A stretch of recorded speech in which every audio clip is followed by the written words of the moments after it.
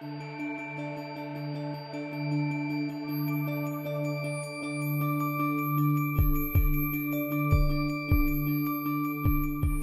ladies and gentlemen, it's a big pleasure for me to be here with you this morning at the opening session of the conference, alongside the distinguished panel of speakers.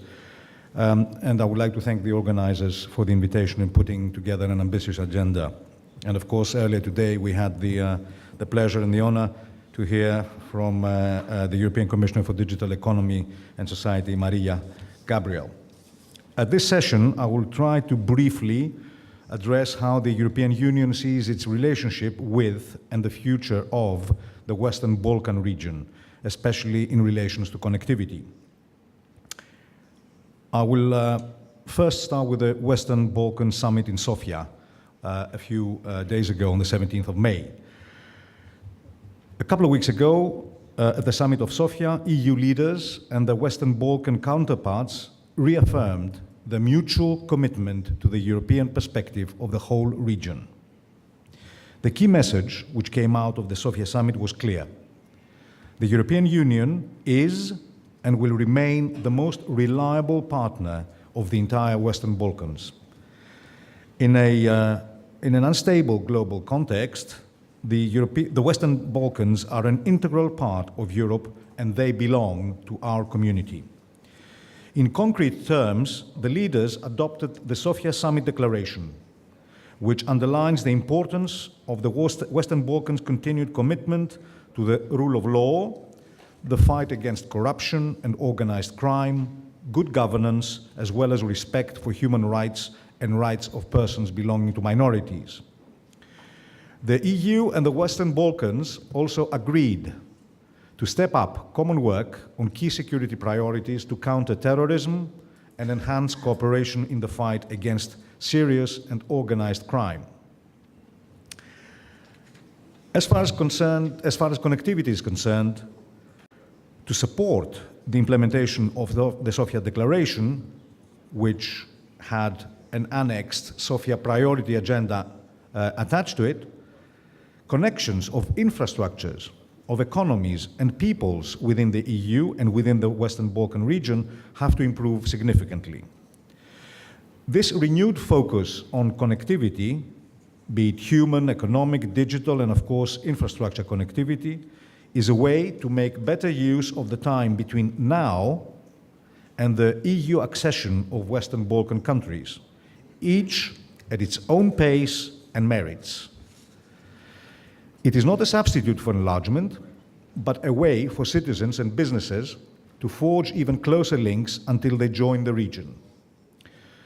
So, drawing on the Commission's Western Balkan strategy and its 6 flagship initiatives, President Juncker announced a new set of measures which will boost connectivity within the region and with the EU, in particular through the Western Balkans Investment Framework. Let me give you a few examples.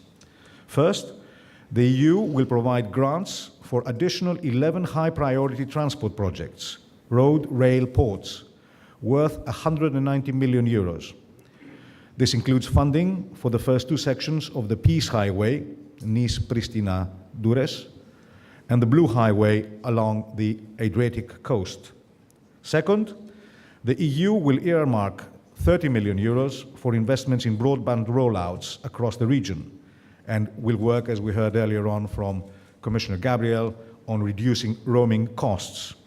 Third, the EU will support the region's energy transition through promoting renewable energy sources, including sustainable use of hydropower.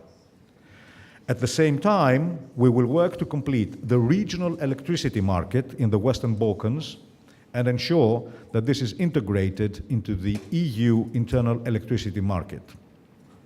Fourth, the EU will support a new rail strategy to bring the Western Balkans into the main EU network and market.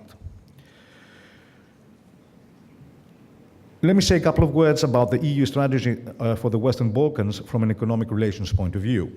In February 2018, the European Commission published its strategy for what it was called a credible enlargement perspective for an enhanced EU engagement with the Western Balkans.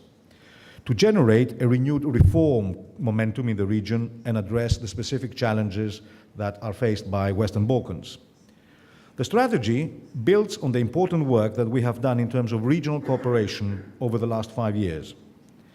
The economic potential of a strong relation between the EU and the Western Balkans is crystal clear. The EU is the Western Balkans' largest trading partner of Western Balkans of 18 million consumers.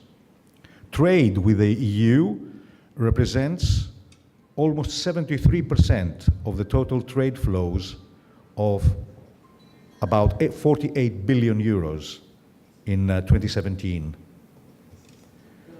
Foreign direct investment. The EU represents 72.5% of the total. Between this foreign direct investment between 2007 and 2015, the EU represented almost 3/4. And it was followed with smaller numbers by Russia at 4.6%, Switzerland 3.7%, Norway 3%, Turkey 3%, Canada 1.4%, the USA 1.1%, and China 0.1%. Moreover, EU companies are the biggest investors in the Western Balkans, with over 10 billion of FDI in those 5 years. The instrument for pre-accession assistance from the EU budget supports the Western Balkans in their preparation for EU accession and facilitates regional and cross-border cooperation. Among others, the instrument provides funds to deliver important infrastructure projects such as 51 million to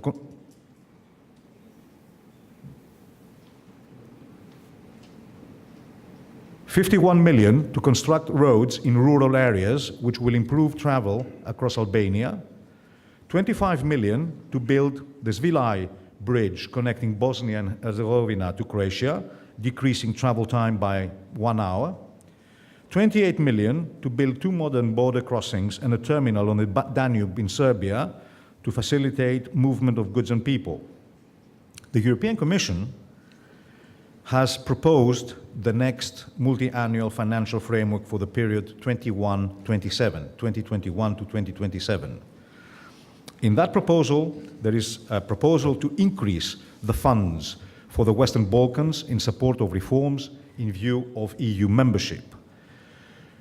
The EU has committed to date about 700 million euros, giving grant support for 31 infrastructure projects in the region.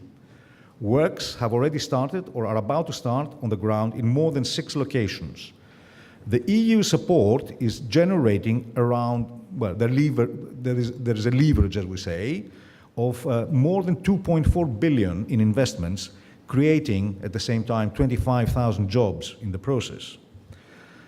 Connectivity is more than new transport and energy hardware. Cross-border infrastructures make sense if they are complemented by reforms that allow people and businesses to take full advantage of transport and energy links. The Western Balkan leaders have agreed to open markets, create a transparent regulatory framework that builds investor confidence and remove barriers so utilities are managed effectively and efficiently. These ongoing reforms are an essential part of the country's European integration process. In conclusion, the EU perspective of the Western Balkan countries continues to have traction on the ground and the power to transform the region. Constructing a dense web of connections and opportunities within the region and with the EU is vital for bringing our citizens and economies closer together, for enhancing political stability, economic prosperity, cultural and social development. As President Juncker has said, and I quote, "Being anchored in the European Union means sharing values and principles, including respect for the rule of law, independence of the judiciary, and freedom of expression, because the European Union is first of all a community of values and law." Thank you very much.